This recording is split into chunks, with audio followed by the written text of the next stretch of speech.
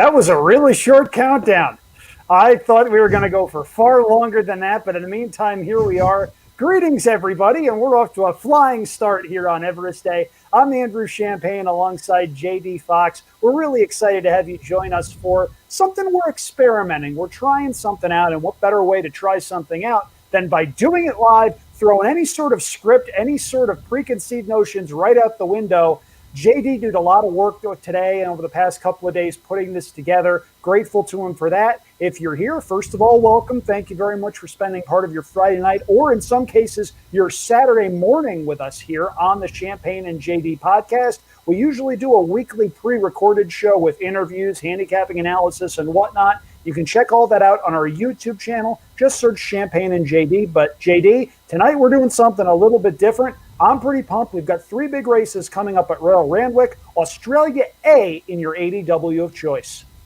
Yes, we've got the Kosciuszko in race 5 that's going to kick off our coverage at Royal Randwick. Piss me off. And then we're going to be covering the Grade 3 Sydney Stakes, and that's leading up to the big one. Second biggest purse in all of the world, the Everest, will go down as race 7, a mid-card at race 7. The Everest is actually going to start the quaddie sequence proper at Royal Randwick tonight. We just started the pick 7, which had over a $16,000 carryover in race 4.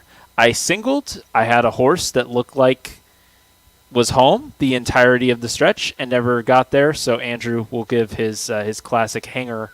If you're new to the show, I have props every once in a while. They're very high budget, top of the line. These things cost about 19 cents each at your local Target. But we're moving past that. We've got a quaddie ticket that I put up on Twitter. We'll go over that when we before race 7. But first of all, we'll say that race 5, the Kosciuszko. Andrew, Kosciuszko! For the love of God, it is Kosciuszko! I was giving you the, hey, here's how you should pronounce it if you're not Australian. Go Andrew. But I mean, you already kind of went there. I'm part Polish. It's Kosciuszko. I've got way more of a claim to this than you do. I'm not saying I have any claim. Well, then stop pronouncing it wrong. Love you, buddy. Hey.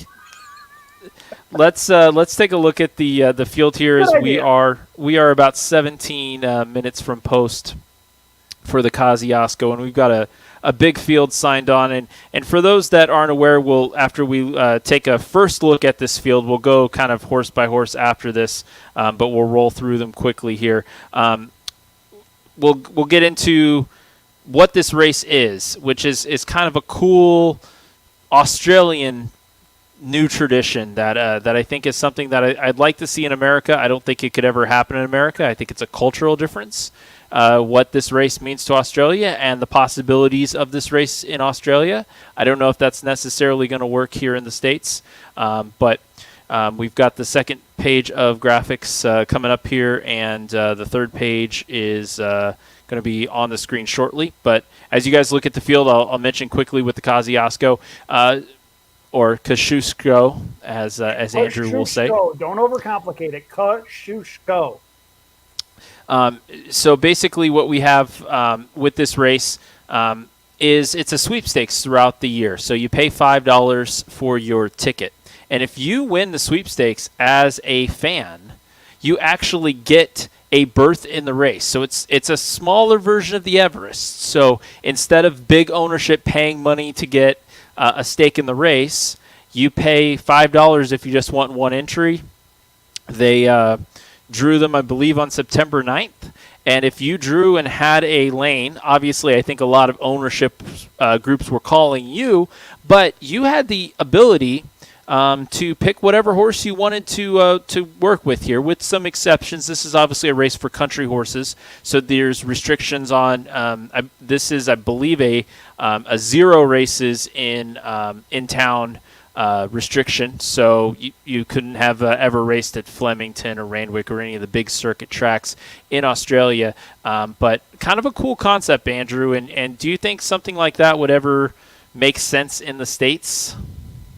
I think it would make a lot of sense, but I agree with you that it would probably never happen. A lot of people would need to check their egos and, more importantly, their business interests at the door for this. And also, we're not exactly in a position to have fans at racetracks to be able to sell tickets for drawings and stuff either. Unfortunate to say, but that's the situation we're at right now. This, as usual, a very, very large field, and I have the odds right here on my phone. I have a very high-tech setup right here. I can't exactly run a live feed on my computer for fear of digitized, pixelated Andrew showing up and wreaking havoc on the screen. So I'm going to be looking down from time to time to check out the odds. And JD, the bettors are treating this as a one-horse race in the very, very early betting here in North America. Remember, separate pools here in North America as opposed to Australia. Number 14, It's Me, a lightly raced filly going up against the boys. 9-4 on the morning line, 1-4 right now. Yeah, the Brett Kavanaugh trainee, 3 for 3 in the short career, and really has not been challenged. I think we have not seen the bottom of this horse by any stretch of the imagination. About a 2 1/4 length win on debut at Scone, then won by 2 lengths at Royal Randwick in a highway, which is a country race for country horses, and then the same thing at Randwick in that highway condition. So I should say, when I mentioned the conditions, so they're tab highways don't count, which are country races held at bigger tracks, but basically has not felt the competition of a traditional Saturday in racing in Australia. But that last race, very impressive 3-length victory, and really has been chugging along. Obviously started a 1,000-meter race, 1,100-meter race, and now another 1,000-meter win, stretching out to 6 furlongs, 1,200 meters today. But I don't necessarily see the distance being a challenge for It's Me. 1-5 currently on the tote here in North America. I can tell you in Australia, you're getting even money. So it's not. And that's probably a more likely scenario, as I don't think this horse can go really realistically any lower in Australia, given the field size and given there's a couple other opportunities here. And especially I think some horses that may look like complete values in the States right now that are not values in Australia. So we'll go back to take a look at the field here, and I want to first start with Handle the Truth. Interesting, one thing that we see in Australian racing that we don't necessarily get in North America that I'd love is if you're drastically going to change the tactic of how a horse runs, you have to actually report it to the stewards. And in New South Wales, the stewards have a Twitter account. So any of those reports get reported to the betting public. So if you have a horse that's always in the lead and they're going to try to run down the field from last place, you'll know ahead of time if it was an intentional move, and you'll be able to use that in your handicapping. Now, on a big stakes day like this, those notifications tend to be a little more in advance. Today, right up until 2 hours ago, we were still getting information. But one of the things that we heard from Keith Dryden about Handle the Truth is expecting the horse, wanting the horse to be closer to the pace today. And really, I think that is totally based on what you can see in our graphic as well, the post position. If you're new to Australian racing, the saddle cloth does not equal the post position that the horse is going to break out of. So you see the 13 next to Handle the Truth. So that's going to be the second to last gate on the outside. So obviously this is a horse that likes to come off of it a little bit, but I think the barrier draw probably has Handle the Truth closer, so they went ahead and reported that as a tactic change. And Nash Rottweiler will try to bring Handle the Truth, who was going to be my top choice in this race until I saw that tactic. I still wanted to see the horse try to come from behind, but those sort of changes, I think we mentioned having like a sweepstakes, maybe not something for the States. Those steward changes and tactical changes, I think that would be a big step in the right direction for North American racing. What do you think, Andrew? Anything that creates transparency is a gigantic plus. I would be all for that. And I imagine a lot of racing fans, and more importantly, the bettors, would be for that as well. Trainers and jockeys, maybe not, but bettors and fans, absolutely. Now, with regard to Handle the Truth would be a B for me in here. It wouldn't necessarily surprise me if he won. The barrier draw is a gigantic concern. However, he's certainly good enough to win on his best day if everything goes right. The folks at Sky Racing World, by the way, shout out to them. They offer free past performances for all of these Australia races, Australia A, Australia B, Australia C, in some cases, Australia D. They've got them. If you want resources, if you want to be able to dive in and see what they've got, skyracingworld.com. You can get free pass performances a couple of days in advance. Highly recommended, especially from someone that was a newbie to the Australia scene about 7-8 months ago. Back when we started this podcast, we dove into Australia because there really wasn't a whole heck of a lot else to discuss. At any rate, though, they have speed ratings in those past performances. He had a 99 last time out, and that race was off of a bit of a layoff by Australia standards. June to October might not seem like a long break for those of us in America. In Australia, that's a considerable layoff. They run a lot more often. He maybe handled the truth, steps forward second off the bench. If he does, he'll be tough. I just think he'll have to work out a trip from that outside post. Not impossible, certainly very tough. On the American board right now, he is 13-1 off of a 13-2 morning line, not a morning line you see very often in the States. We talked about layoffs, JD, and I know we might be jumping around a little bit here. One of the other horses that intrigued me, specifically at a really big price, is number 3, Redouble, who is horse number 3, but will break from barrier number 1. Has a little bit of early speed, comes in off a bit of a layoff, hasn't run since June 20th, but has looked fantastic in a couple of trials leading up to this race. He may have been compromised by the soft and heavy going that he got in those 3 starts in May and June, and he could relish a return to firmer ground. The condition, by the way, today, as you can see on that graphic right there, a good 4. Generally speaking, that's about as firm as it gets in Australia. Sometimes you see a good 3, but it's pretty rare. Redouble, 28-1 on the board right now. And Redouble has some back races that would absolutely make him a contender in this spot. He ran very well in a very rich race back in January. He was second beaten just a half length. That was over good going. He's run well over this track before. That's another B on my tickets, JD. What did you think of Redouble? And I want to talk about the layoff line really quickly here, because the one thing we have to remember playing in the Northern Hemisphere is that things are different in the Southern Hemisphere. So obviously this is the spring for Australia. So what you saw with Handle the Truth, that's a very traditional Australia move where the winter off. So that was not. They weren't going to try Handle the Truth on synthetic tracks. They weren't going to try Handle the Truth on off going. They were waiting until the conditions were good there. So I do think Redouble it is an interesting play here for Mitchell Beer. We'll have Tommy Berry aboard. The thing that concerns me, obviously, with Redouble is when you've got a course that wants to close like that, drawing the rail in this type of race, that's going to be a very tough obstacle to overcome. But obviously, I could certainly see Redouble getting a trip in this race and making something of it. I just don't see that trip easily to me when I look at the scenario here.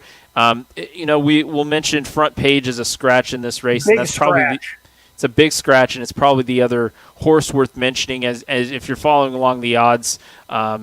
And I will say Redouble is about 14-1 in Australia, so the 24-1 you're seeing in North America, certainly an underlay, but the odds will definitely shift as we get closer to post time here with officially 5 minutes to post, but they are still making their way out to the track, so we've got a little bit of time here. And we look at page 2. And we've got a few of the bigger contenders here on page 2 of the odds board. And I think we'll start, Andrew, with a horse you really like, and that's the 11 Fender. Brett Kavanaugh has the current heavy favorite. That's number 14. It's me. However, he also saddles number 11 Fender, who will break from barrier number 3. And that is a horse that I think has a gigantic shot. Front Page was going to go to the front. He scratched out of this race. Sky Racing World has the story if you want the details. Fender is one of the main beneficiaries from the standpoint of race shape. He is one of the few remaining true speed horses in this race, going third off of the layoff. If you go off of the speed ratings, he came back at Rose Hill over heavy going, ran an 83. Last time out in Group 2 company, he was 7th beaten less than 3 lengths, ran a 92. Further improvement on that trajectory gets him into the 98, 99, 100 range, and I think that would make Fender incredibly tough. I love the cutback from 6.5 furlongs to 6. I think one of the things that they found out last time was just that 6.5 furlongs was probably a little bit too far.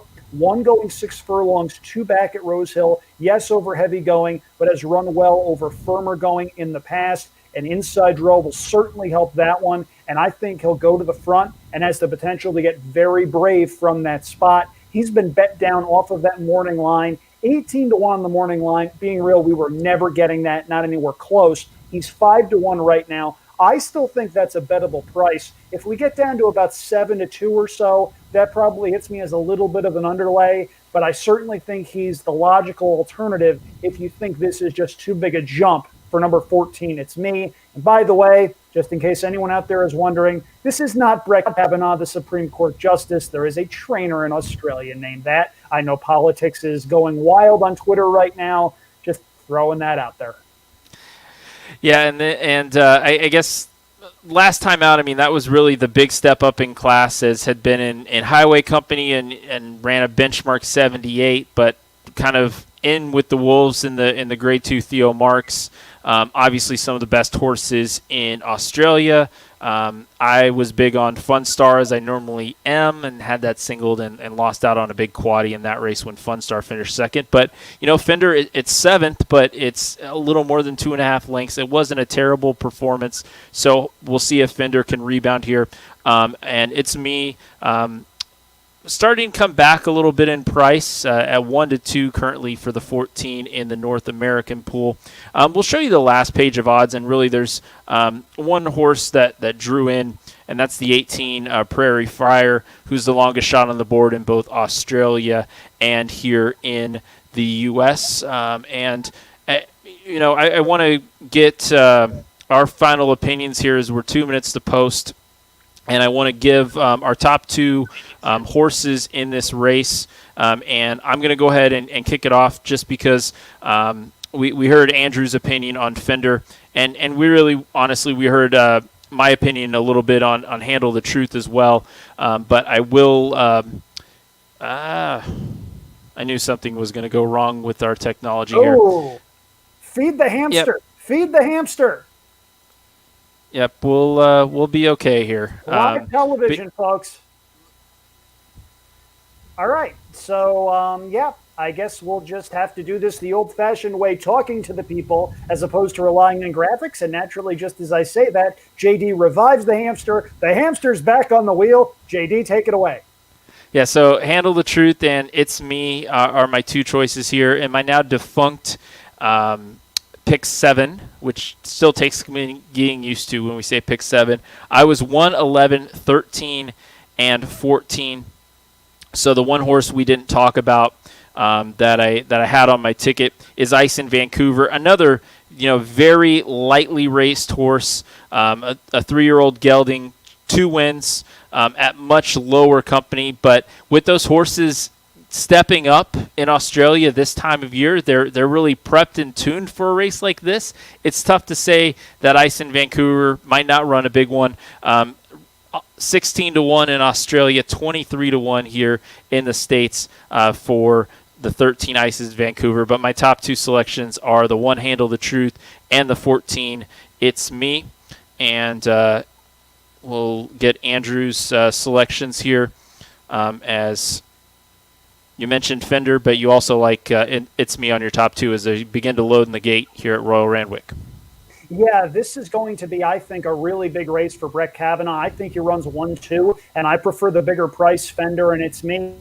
If you're looking for other horses to use in the exotics, I'd throw in Handle the Truth, I'd throw in Redouble, and I would also throw in Ice in Vancouver. JD, you mentioned a lot of points that I was going to make. There's really a lot of similarities between Ice in Vancouver and It's Me. The big difference, Ice in Vancouver is 23-1 right now. It's Me is 1-2. If you're looking for a value play on a lightly raced horse, there are far worse plays than horse number 13 in the program, as again, they are loading behind the gate at Randwick. And by the way, if you notice me looking down, that's because I'm making a bet. We're doing this live. I didn't exactly plan ahead on this, so I'm kind of scrambling right now. But at any rate, I'll be playing exactas, and hopefully one of the Kavanaugh horses can come in and make it a really nice start to the evening for us here on this live edition of Champagne and JD. My exacta play is in. Really excited for this one. And hopefully, like I said, hopefully we can get things off on the right foot. And skyracingworld.com and our friends at TVG will be where you can watch this. I will say that they are off and running.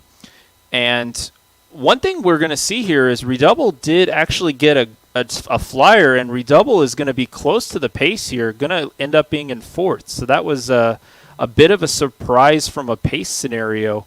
And I think no surprise, Man of Peace really rolls.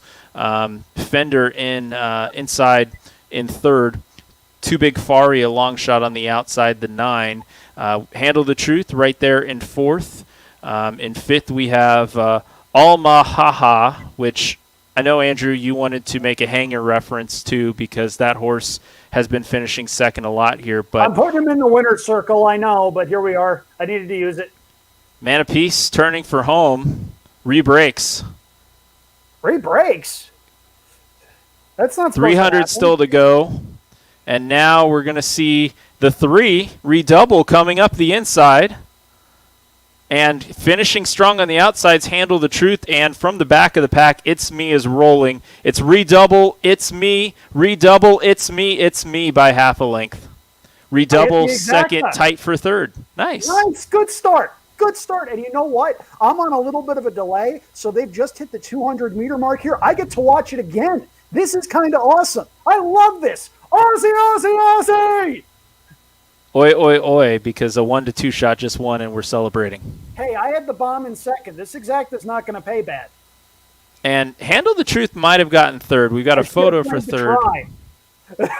Well, you said you were betting exactas and tries, so that was... I played exactas because I was on a little bit of a time crunch, but I'll tell you what, though, that was a pretty strong performance by It's Me, who certainly responded to the jumping class to win the Kosciuszko at Randwick, race number 5, Australia A in your ADW of choice if you want to get involved. Our plan is to stay on the air through races 6 and 7. Race 7, of course, the main event. That's the Everest, one of the biggest turf sprints in the world, and it's drawn a world-class field. You're not going to want to miss it. If you've taken some time out of your Friday night, or in some cases your Saturday morning, first of all, welcome. We thank you. We really appreciate you taking some time to join us here on Champagne and JD. This is a live show. We're experimenting. There's going to be some bumps along the way, but you know what? We're having fun. Me especially, because I get to cash a ticket. That's legal. I can do that. I wouldn't know anything about it, so... I'm asking. I figured, you'd at least know something about law.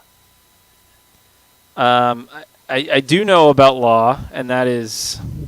Wow, that was rich. I went deep. Yes, and no one understands what you're talking about, which is great as well. Hey, you know what? We have to have fun with this too. That we do. So it is the 6th Man of Peace that held on for third. Oh, I'm glad I didn't play tries then. Save money. Handle the Truth finishes 4th, and if you're following along on the Sky Racing World feed, we've got the man himself, Man of the Hour, Rick Kavanaugh, talking about his very talented filly who just beat the boys in the Kosciuszko. Yeah, that's a good horse that just won the Kosciuszko. She is now 4 for 4, and she has responded to every single step up in class. Have to think group competition is up next for this daughter of Seamus Award. Yeah, I think really... I think that's the logical play. Now, where that's going to be, there's going to be several different routes they can take. So I'm not one for speculation. Because I'm not good. I'm not good at it. If we had our buddy the Hawk Andrew Hawkins on here, he would already know.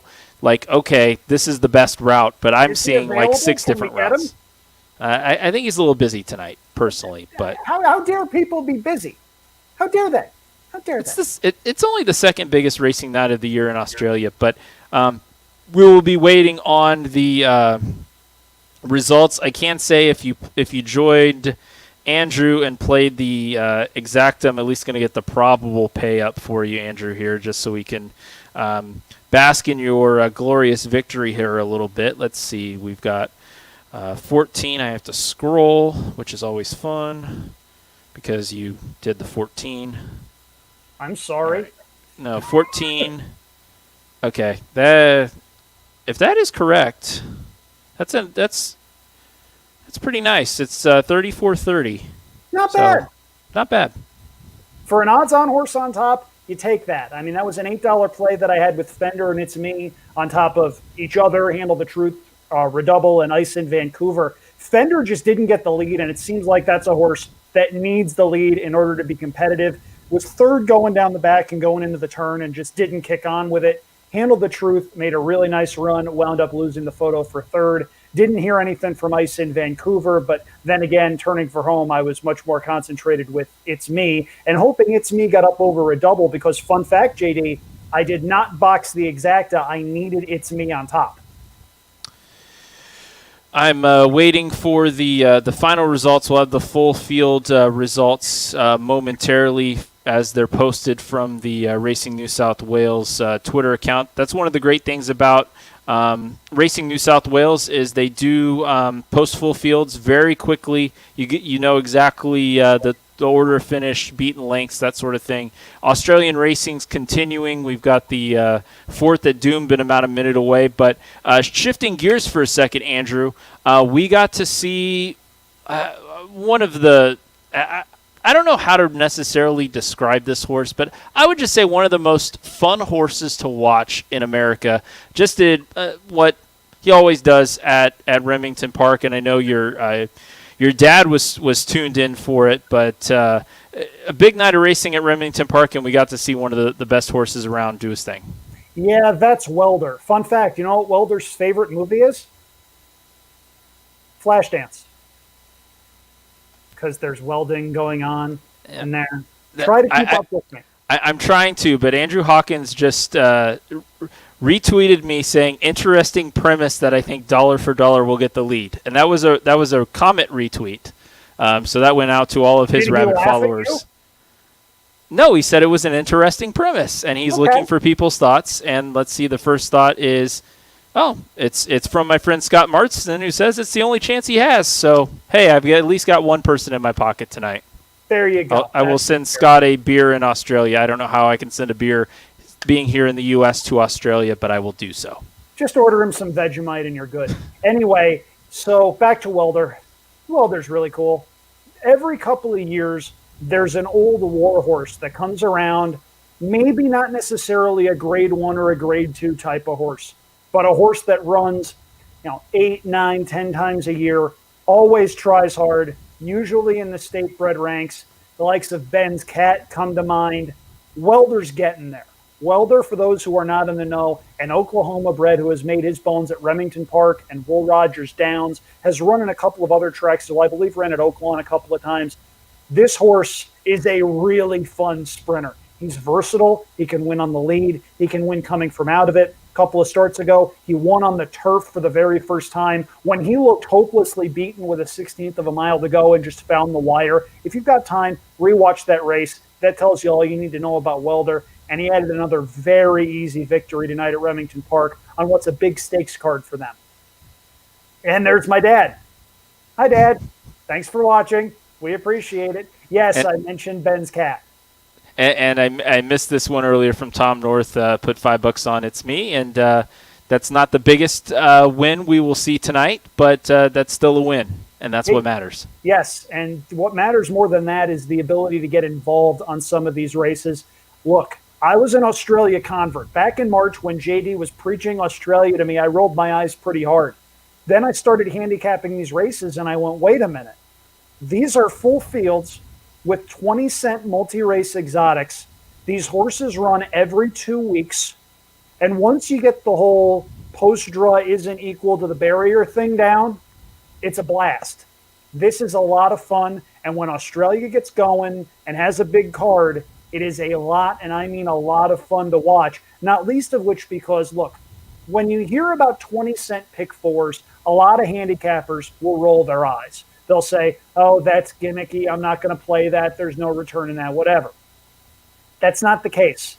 everybody is playing for the 20-cent minimum, so the disparity in payouts is not nearly as big as you'd think it is. Also, with how big the fields are in Australia, there are instances that happen once or twice a week at tracks where pick four sequences pay out to 3 out of 4. And that was the source of one of the biggest hits I have ever had, not just in Australia, but pretty much anywhere. I had a 3 out of 4 in a pick four times with Savahit at $95 winning the second leg and knocking a lot of tickets out.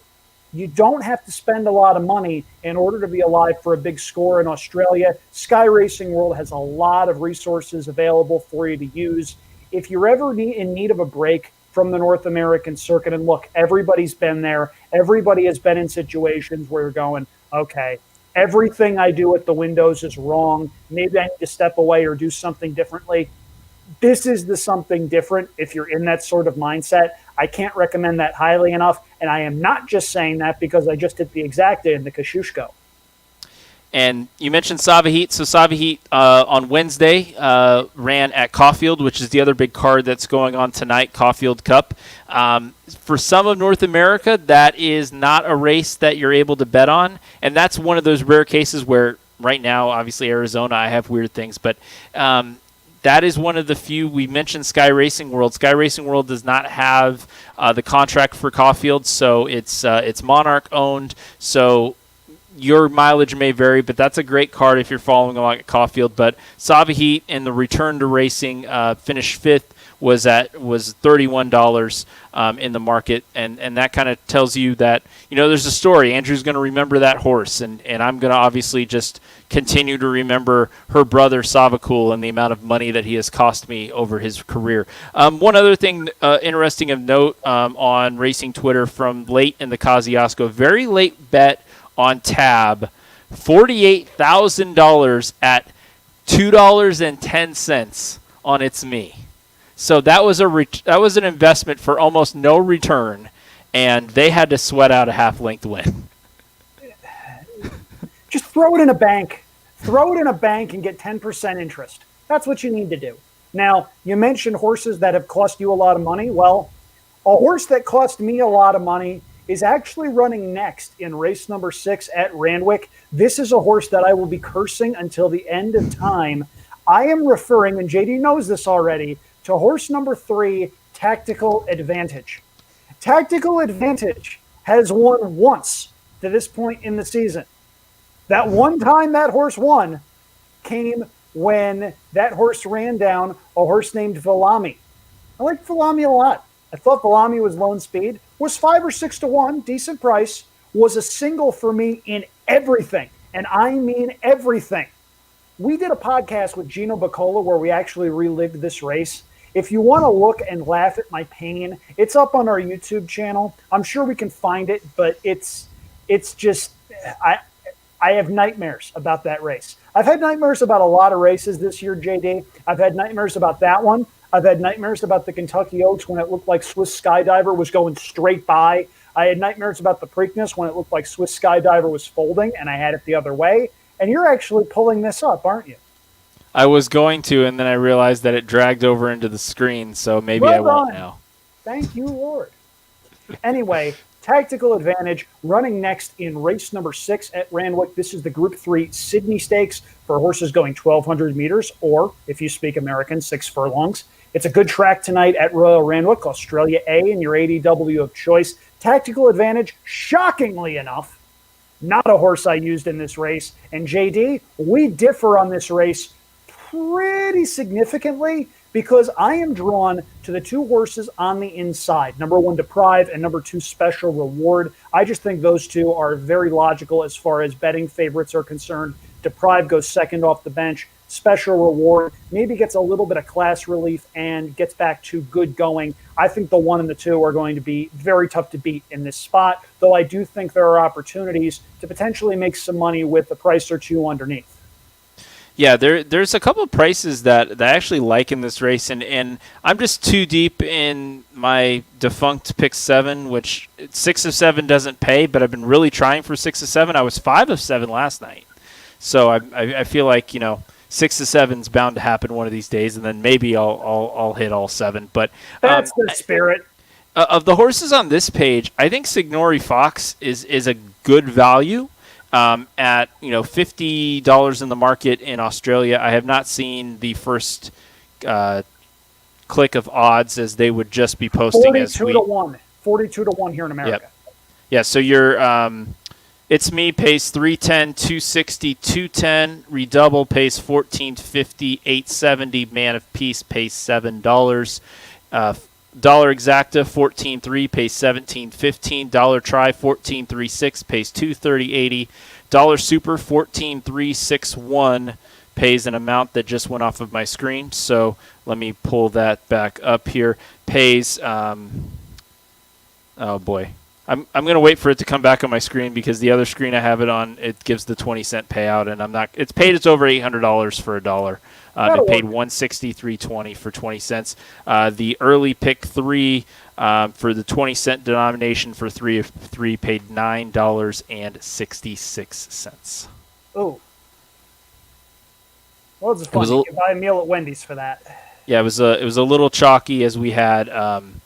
Purple Sector won race 3, paid $8.20.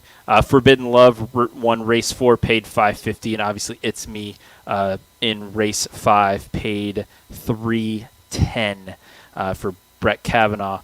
And Redouble, again, that very strong second for Andrew, $2 Exacta, $34.30.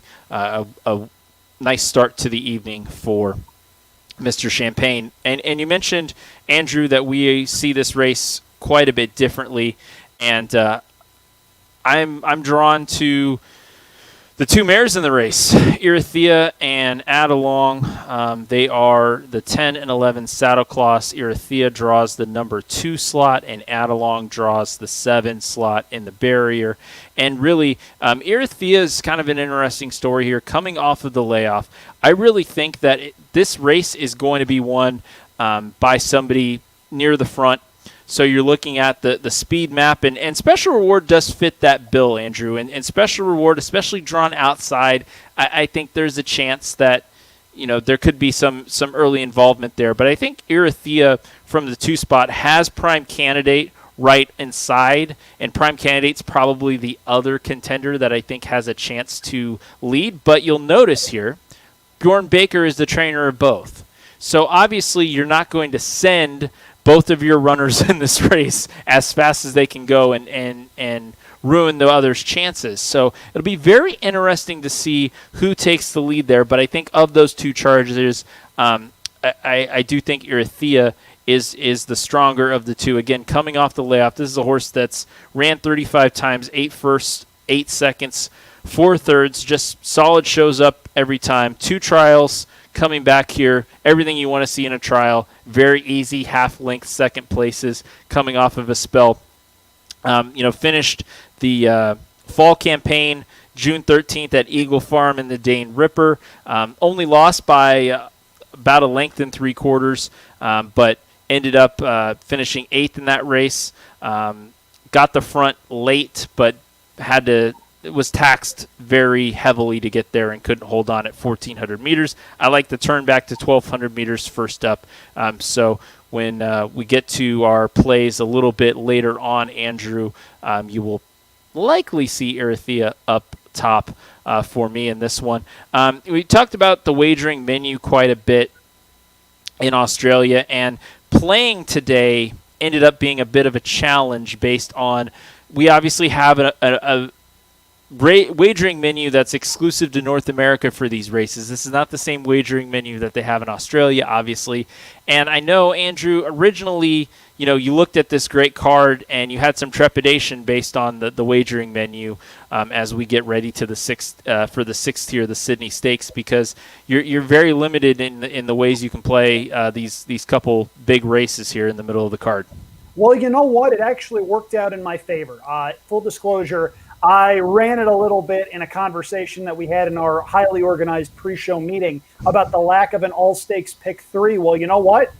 Not going to pay anything if it existed, because the winner in the first leg paid $3.10. So in hindsight, even though that horse was one of my top picks, it probably saved me from myself a little bit. So I'm nowhere near as mad about that as I was a couple hours ago when I looked and I said, hey, I'm going to send you my picks and maybe I'll give out a cold pick 3. Wait a minute, there's no pick 3 here. What the hell? Anyway, going back to some of your analysis, it is intriguing that Bjorn Baker has 2 in here and both horses have speed.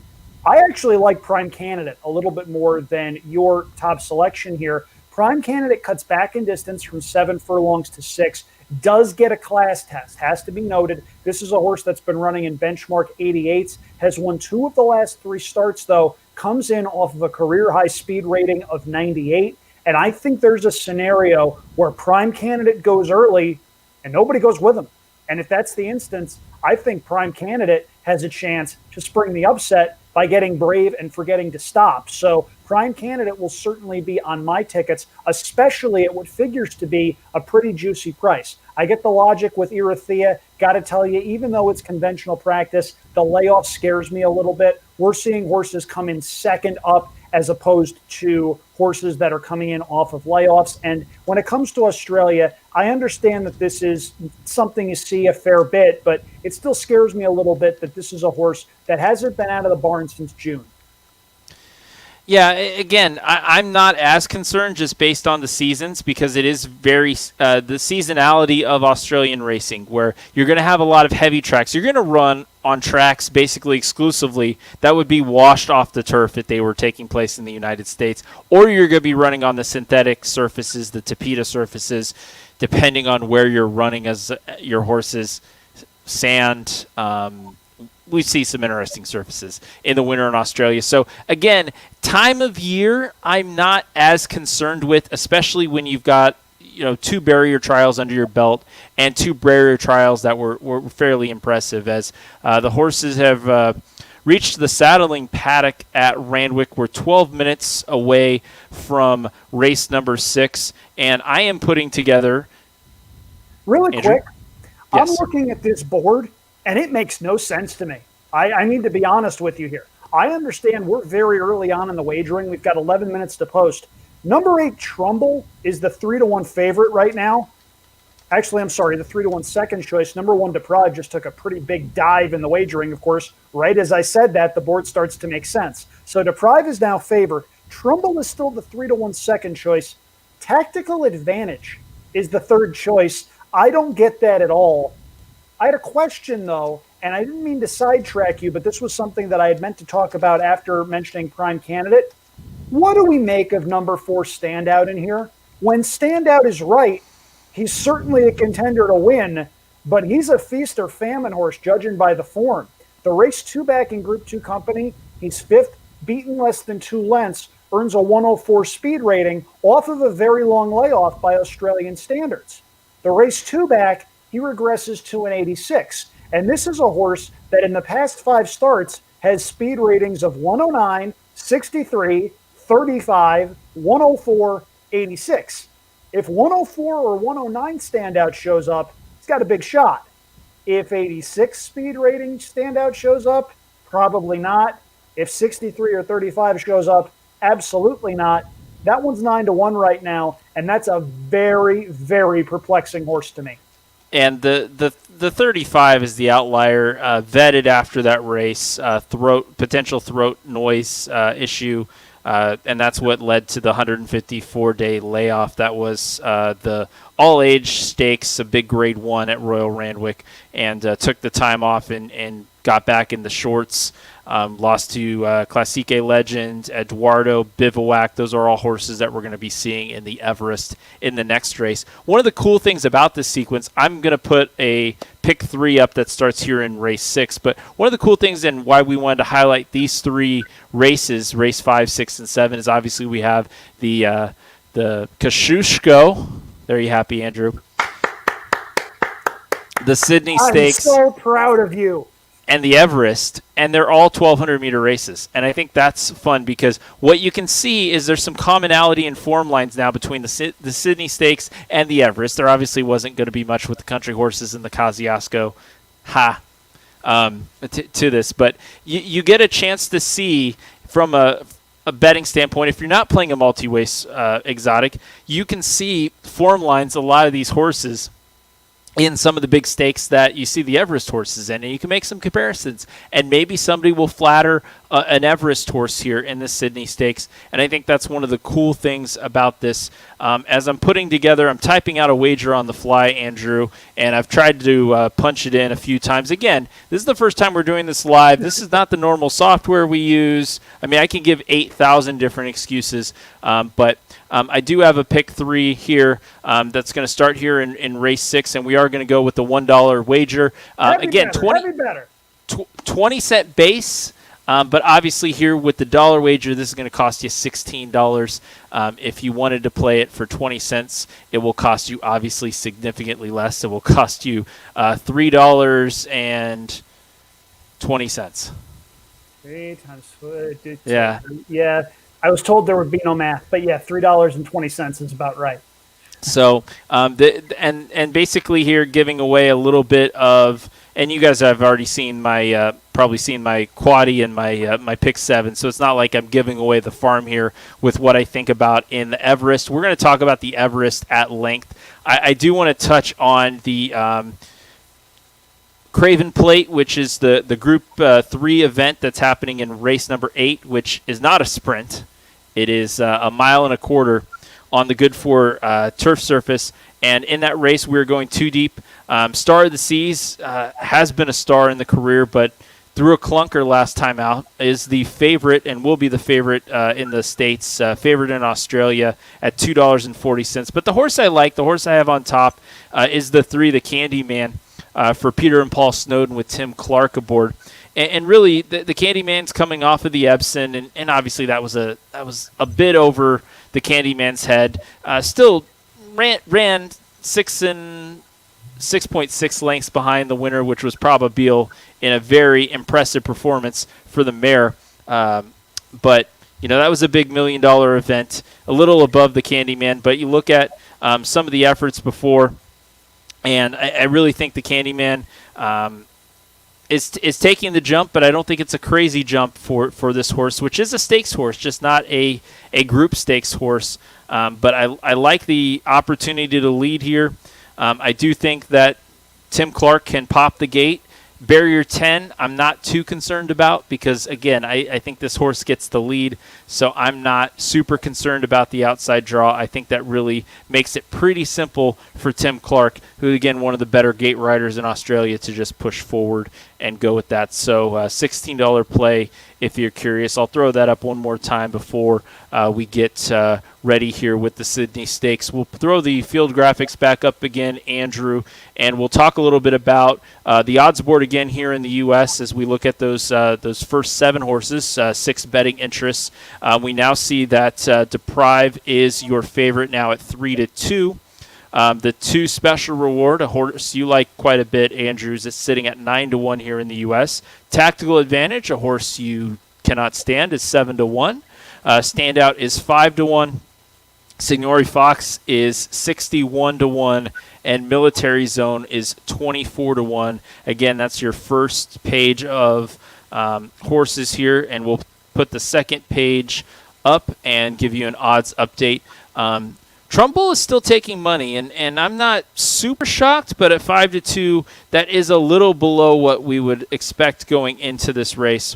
As Trumbull in Australia right now, refreshing my Australian odds, is 13-1, so it gives you a little idea of the odds differentiation there. Prime Candidate is 13-1 in the States, 17-1 in Australia. The 10 Arathea is 26-1 right now, and that's a juicy price for me. We're getting pretty close to that. We're getting about 21-1 in Australia, and Adelong, the 11 is 18-1 in Australia and 20-1 on the U.S. tote. As we are 5 minutes to post, the horses are making their way to the track here. And Andrew, I want to go ahead and get our top selections on the board, and I'm going to try to multitask here because everybody wear your helmets. Because I do want to try to get a bet on Arathea at this price. Obviously in the U.S. in Arizona, that's a little more difficult than it should be. So talk about your two top selections here. Here is what I'll do, and I will attempt to stall just as long as I possibly can as I go through my analysis of the Grade 3 Sydney Stakes, or I should say the Group 3 Sydney Stakes, race number 6 at Royal Randwick, Australia A in your ADW of choice. As we mentioned right off the top, I think the two horses that are first and second in the program may very well be first and second under the wire. Number 1, Deprive, comes in having run third in a Group 2 last time out right here at Royal Randwick. Loves this track. 6 for 10 with a third. That's a record I simply cannot ignore. Second off the bench, and I think has a really big shot and is being bet like it. He'll be closing late in a race that seems to have some early speed signed on. We talked a little bit about the pace scenario here. I don't necessarily think it's going to be a suicidal pace, but I do think it's going to be a solid one, and that Deprive, horse number 1 in your program, breaking from barrier number 9, will certainly be a factor. By the way, Dad, I see your comment. I have inflicted the bridge story on J.D. many, many times already. You would be proud.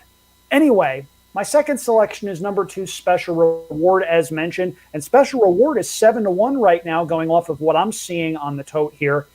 Special Reward gets a cutback in distance after tiring, going 7.5 furlongs last time out in a Group 3. Had to think the connections realized, 7.5 is probably too far. 2 back, this horse ran 4th, beaten less than 2 lengths, going 6.5. That was probably a little bit too far. Cuts back to 6, and I think that's the great equalizer.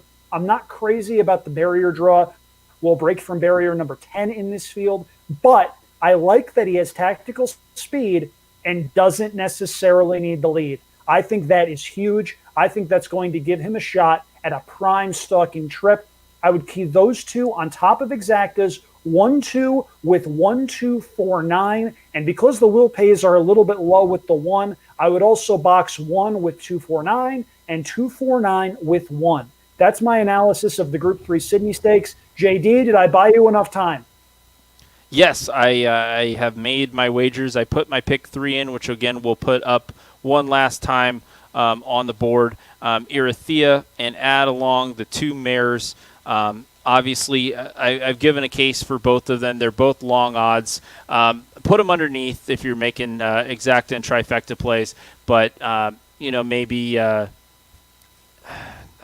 don't want to say, make maybe if there's another horse you like and you want to do like a trifecta key, something like that. I do think they're 2 strong candidates because they're going to be near the front, if not the front of this field. And I really think that that's where you're going to want to be in this particular race, given that while they're going to go fast, I don't think they're going to go the rate we're going to see in the Everest, which is going to be they're going to try to break the land speed record. So I'm 10 and 11 here in the Sydney Stakes, and again, I did not mean to do that, but hey, that's a cool little trick there. Oh no! And we'll out how to take me off the screen.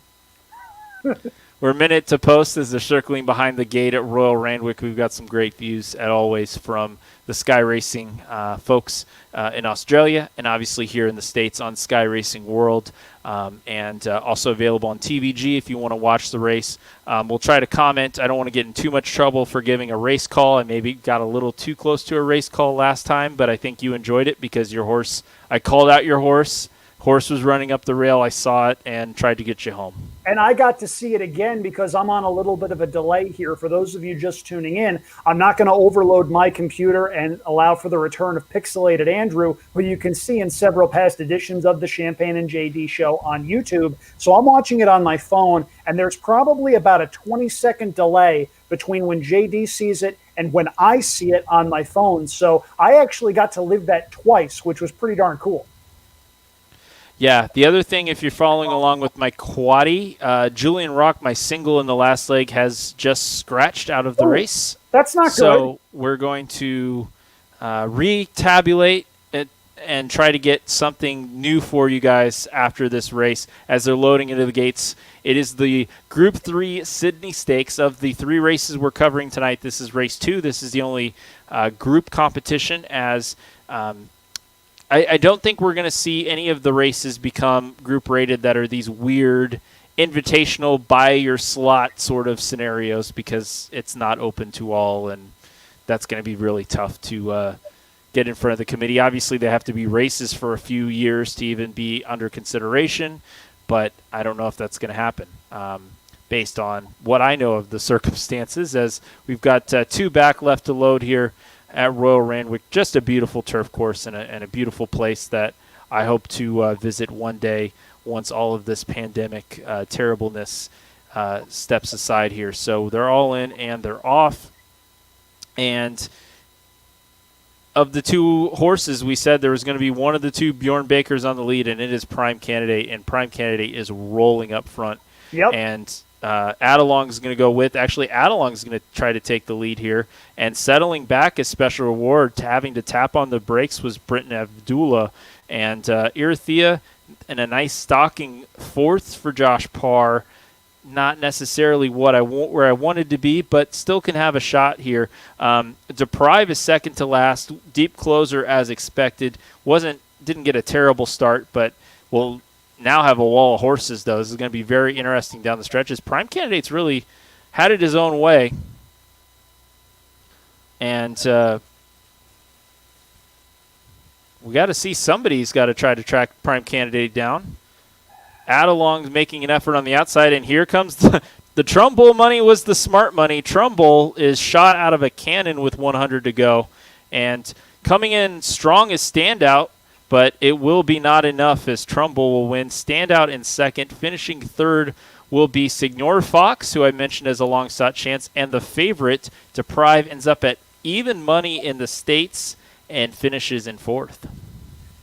Okay, that's where the whole having to live it twice winds up burning me, because I could not have been more wrong on Trumbull, and early money was indeed the smart money. Standout ran a really nice race to be second, but there was nobody beating Trumbull with that kind of trip. That was a gorgeous ride there by the rider of Trumbull, Tommy Berry, and Trumbull comes back off the layoff and gets the money in the Group 3 Sydney. 5-1 for those of you wagering in the North American market, as we currently see a whole bunch of guys clad in suits, not a mask in sight. Have to tell you, maybe they don't need it down there, but that's pretty jarring. 8-4 photo. Yeah, I might have been wrong on fourth. I actually think Prime Candidate might have held on for fourth. It's going to be a very tight photo. Yeah. But I will say this is a rare case where I think North America had this, because you could have still gotten Trumbull on the tote with Tab at 11-1, and if you shopped around, 14, 15-1 at post time was still available on Trumbull in Australia. Yeah, they're showing a head-on right now on my feed, and it just emphasizes that Trumbull did not have any trouble at all whatsoever in the body of this race. I don't think that horse ever had another one in front of him. You couldn't have drawn that up any better. Standout came flying late, ran a good race, but just came up a stride or two short. As mentioned, 8-4, and then a three-way go for the third, fourth, and fifth spots. Number one, Deprive, just way, way, way too far back in the early going. Nice run by Prime Candidate to get a slice. As mentioned, I figured that horse was going to go early. Set a reasonably fast pace, probably faster than either of us expected. We don't have the specific fractions as of yet, but certainly looked like they were cooking up front, and that set things up for some of the mid-pack runners to get first run turning for home, and ultimately one of those mid-pack runners, Trumbull, winds up getting the money. That's race number 6. We're coming up on race number 7. Ladies and gentlemen, boys and girls, children of all ages, this is the main event of tonight's program. It is the Everest, and this is a really fun race to handicap. A field of 12, great betting race. You can go a variety of different directions in here. J.D. and I have a little bit in common. We both like the same horse in the mix, but we've got some differing opinions underneath as far as what orders we want things to go in. Regardless of who you like, the important thing, get involved. Post time shortly after 10 p.m. here on the West Coast, shortly after 1 a.m. for those of you night owls on the East Coast. And we do have a order of finish, and as I mentioned, the 9 actually held on for fourth there, so the unofficial order of finish as of right now is 8, 4, 6, 9. I don't expect any protests, so that should stand as your order of I finish. That was protest. I 5-1 over 3-1 over 55-1 over 18-1. You want him to run the race again? Yes, I do. Very much so, because the two didn't run a jump. No, Better the two. claim a foul. I will say the two. I don't know if the two got in tight. If he got in, I mean, the two definitely had to get a hold early, Yep. and probably my 11, the other horse, might have caused that a little bit. How dare you? How dare you? Exactly. It's always I would not your expect anything less. We've got a little bit before we'll see the first check of the odds in North America for the Everest, the main event.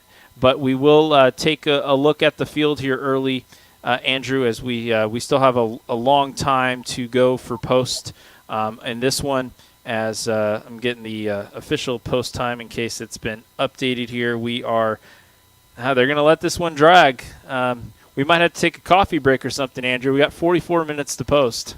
44 minutes. Ric Flair worked 60 every night for 20 years. Man up. Drink some extra Coke Zero and get going.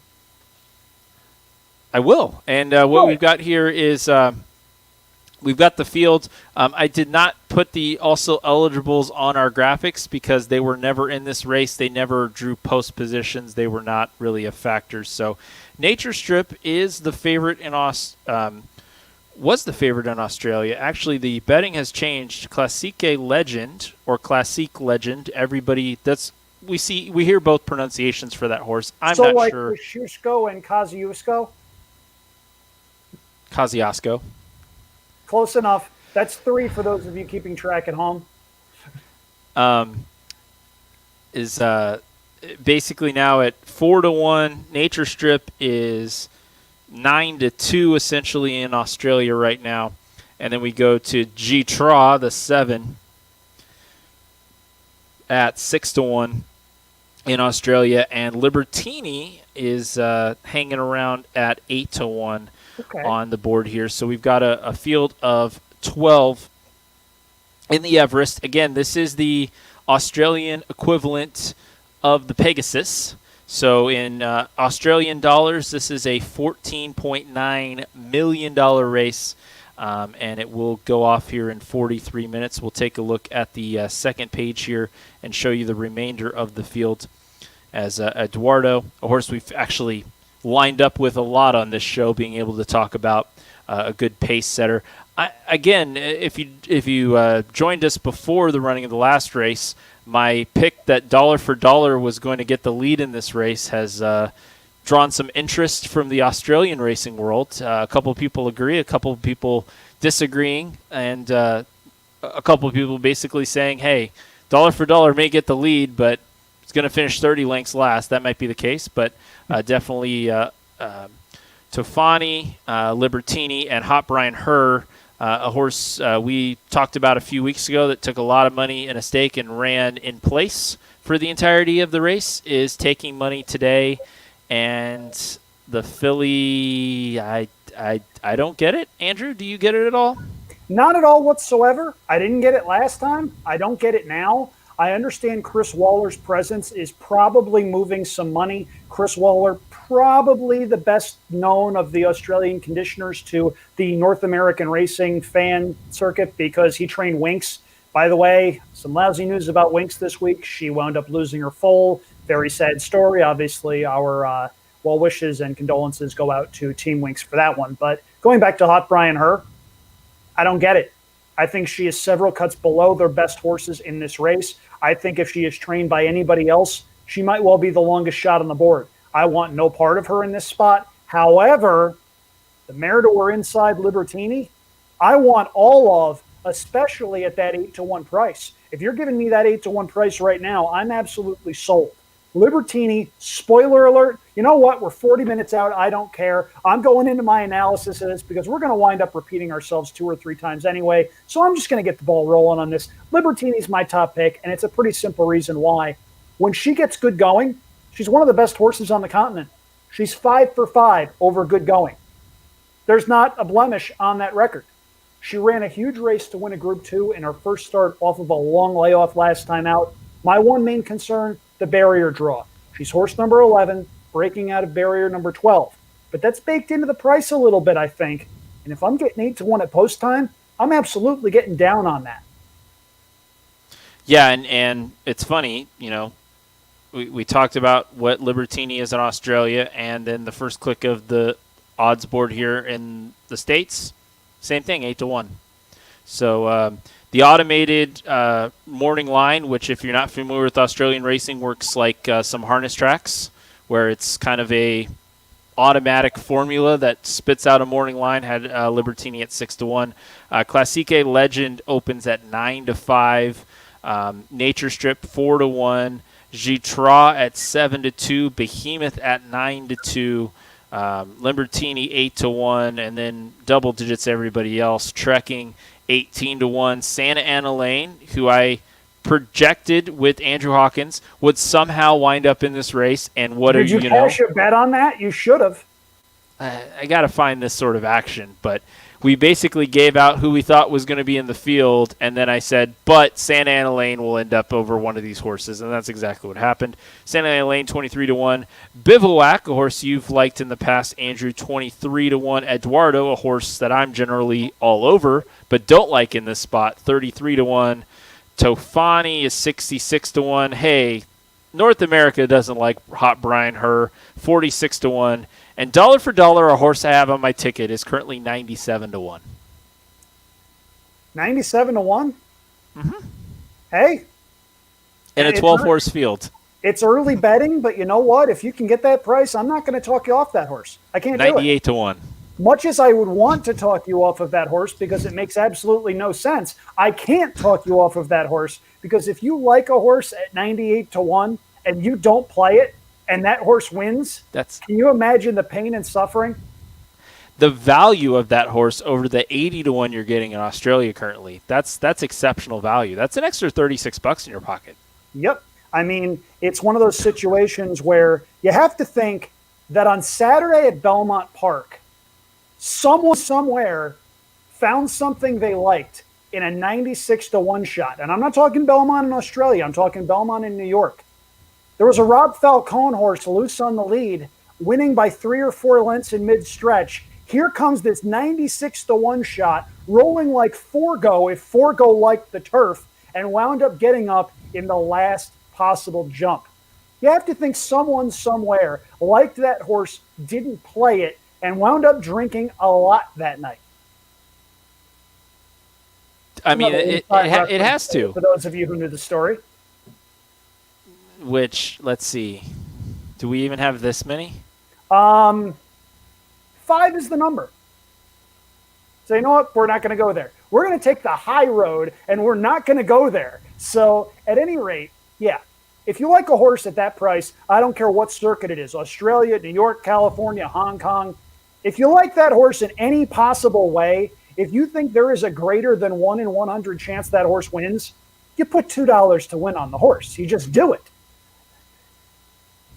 Yeah, you have to. You have no choice there. You've got to do that. So we've got a lot of moving parts here going on the show. If you just joined us, we've got a quaddie sequence that's starting here in the Everest, and we'll go through race 10.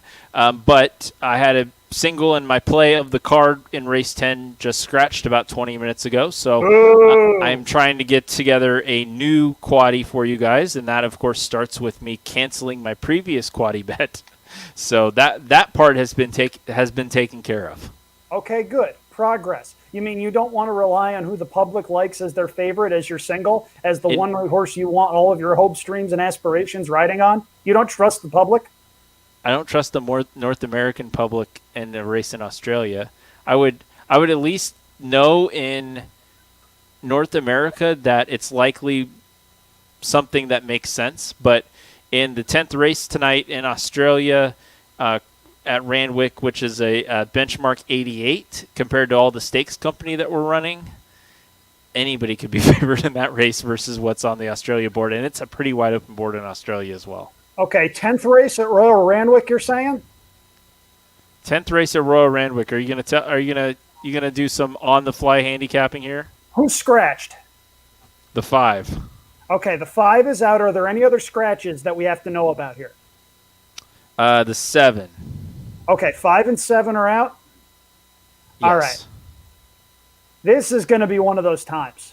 Okay. You know what I have flashbacks to right now? For those of you that have ever seen the show Parks and Recreation, where they do a telethon in the overnight hours and they have to have Ron Swanson come in about how to do what he does with a wicker chair and going over and under and over and under. Yeah, that's what this is like here. This is horse racing's version of Ron Swanson hosting a telethon, and you're here to see it live. You should feel very, very lucky. So race number 10, Royal Randwick. I'm sorry, go ahead. I was gonna say in Australia, the co-favorites are at 5-1 right now. Wow. Yeah. Okay. All right. And the horse that we liked was at 8-1. That scratched the 5. To be fair, there was no we. I hadn't even looked at the race. Let's just be real here. Let's calm down a little bit. Okay. But I like where your head's at. I like how you think that we would have agreed, even though we never agree on pretty much anything that can be read in a racing form. Okay, let's see what we have here. The page numbers. Yeah, I mean that's true. Although it is the DRF, so you may get it out of order. Hey, let's see what we have. It's not the DRF's fault. They don't print it. It's All local publishers throughout the U.S. that do. Well, let's see here. 7 furlongs. You know what? I got a winner for you. The 3 is who I'm going to guess you're going to say. Wrong. Oh, okay. All right. You want my winner? Yes. Okay. The computer doesn't like this horse. But you know what? I'm going to go war games on the computer and outsmart the computer. With Oakfield Missile? Wrong. Okay, well, I thought it was a War Games reference, so that seemed... No, I'm talking about movies in which man outsmarts the computer. Try and keep up with me here. I understand it's 9:42 at night, but you know what we're going to do? We're going to take a shot. We're going to take a really big shot with a horse that's 50-1 on the computer-generated morning line that I don't think has any shot of being 50-1 come post time. I think this horse is your winner. I'm referring to number 12, the Doctor's Son. Third off the layoff, last time out, won an open race by 3/4 of a length, has progressed a little bit from start 1 off the layoff to start 2 off the layoff, and has some back form from earlier this year that makes me think this horse might be well met. May well need a pace, but has shown a little bit of tactical speed in the past, albeit going longer. What I like, though, in comparison to some of the other horses in this race, this horse has run well going longer. 7 furlongs isn't a problem for this one, as opposed to some of the sprinters that maybe are stretching out from the 5, 6, 6.5 races. You know what? Give me the Doctor's Son at 50-1. I will gladly take those odds if I can get them come post time. I think that's the winner. All right. Well, if you know anybody in Australia, you can currently get 52-1. Oh, because that's where that horse is sitting on the board as the second longest shot in the race. Well, you're on the fly handicapping here. Yes, I am. And you know what, JD? I'm going to tell you something. I think you're right, because this has the look of a race none of these horses want to win. I'm taking a shot with a horse that's getting a little bit of weight and at the very least looks to be in decent form. If you look at the last race, horse rallies from 10 of 11, wins by 3/4 of a length, ran pretty well in the race off the layoff to be third, beating a length over heavy going. The race 3 back, safe to assume something went wrong because we didn't see that horse again from May until August. The race 4 back, maybe the best race this horse has ever run, going 1 1/8, wins an open over good going by about 1.25 lengths. I think this is a horse that seems well meant and will certainly outrun his odds. Horse number 12, the Doctor's Son, in race number 10 at Royal Randwick. All right, well, I'm going to put what I have on the fly. I mean, now, mind you, it was a lot easier for me because I had notes. So I basically just went back on my notes and okay, my separator for... Notes? Supreme Court nominees don't need notes. You don't need notes. I need notes because of the sheer amount of chaos that is happening in my world right now. If you guys could see the screens and the options and the controllers that have buttons and all of these things that are happening. What kind of controller is that? That's an Elgato Stream Deck. Elgato, the legend in South America that wrestled under a mask in WCW? May Silver Fun King fact, rest in peace. do you know what Elgato is Spanish for? Is it something to do with off and pacing? No, El Gato is Spanish for Pat Tanaka. Yeah. Battle Cat? No, I'm just, That's Brad Armstrong. Yeah, well, the gimmick that they used for Pat Tanaka was El Gato. They came up with the backstory because they needed somebody to wrestle Conan at the 1996 Great American Bash. Yes, ladies and gentlemen, that is all fresh in my head. Please don't ask me how I remember the backstory for meaningless wrestling matches from 24 and a half years ago, yet don't remember what I had for lunch today. It's really a curse. By the way, though, if you like the fact that I can remember that stuff, you can tune in and listen to the That's What G Said podcast with myself, Gino Baccola, and Darren Zoccali. Yes, I'm an honorary Italian for the purposes of that broadcast. Every week, we do a weekly rewatch of old wrestling stuff that you can find on the WWE Network. A couple of weeks ago, we had a real gem, something I'm incredibly excited about. We had Ralph Strangis, a former play-by-play broadcaster for the AWA. Vern Gagne's AWA in Minnesota. Well, he wound up spending 20 years as the play-by-play guy for the Dallas Stars. We talked for 45 minutes with him. It's available on Gino's YouTube channel as well as his SoundCloud and everywhere else you get fine podcasts. Shows like this, however, we're doing live. JD has come up with a quaddie, and he has thrown in the doctor's son. Nice. I'm happy to see that, JD. And, yes, and basically what really happened here, Andrew, is I gave a $16 play earlier, and I liked 4 horses, and to make it $16, I just threw a 5th horse in. So everybody's budget that wanted to play along stays the same, and we're going 3, 6, 8, 12, 14.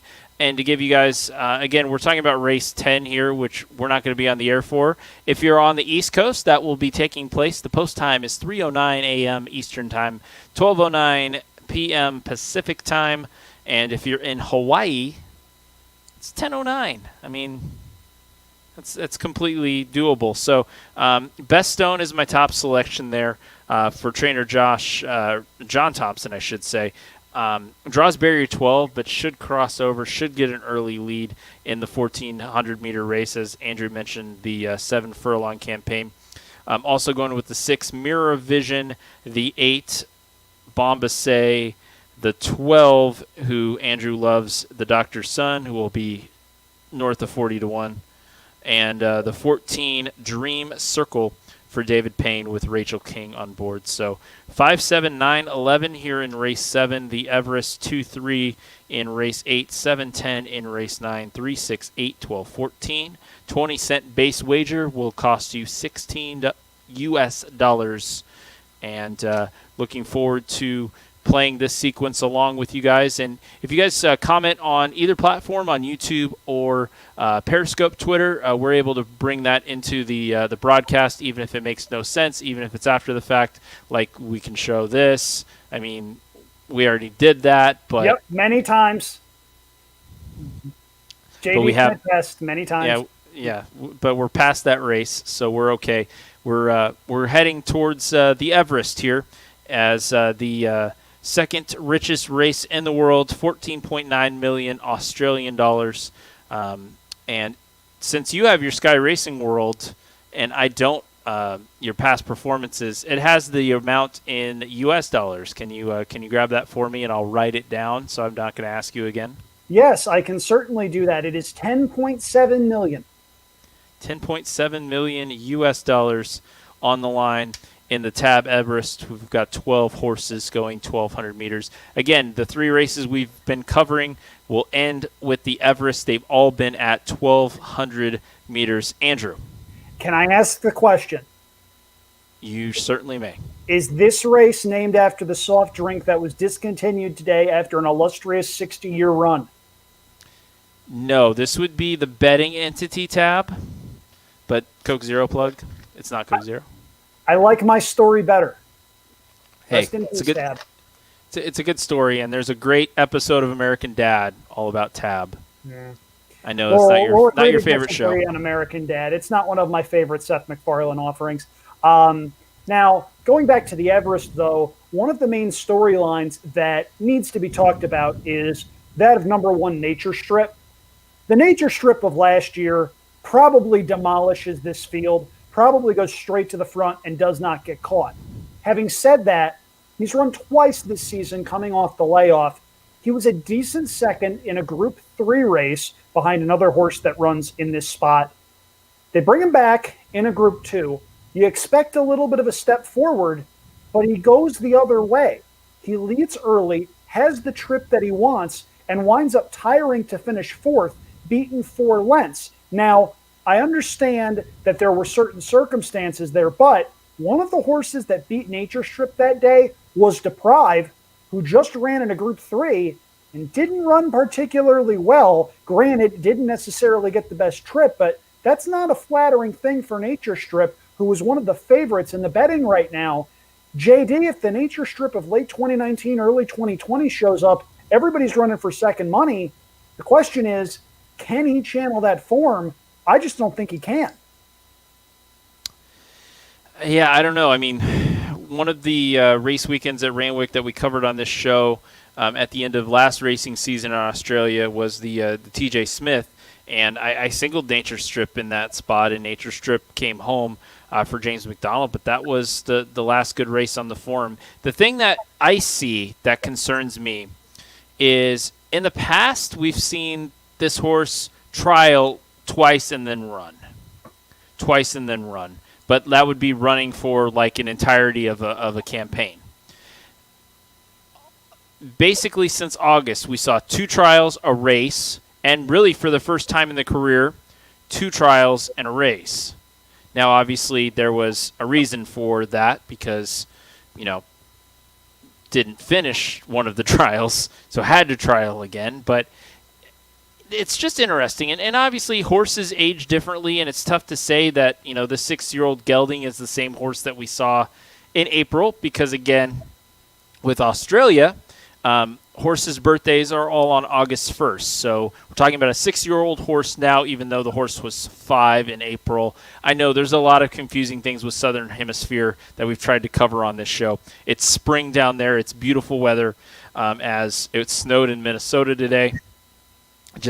Imagine if Canterbury was still running. That would have been delightful. Ooh.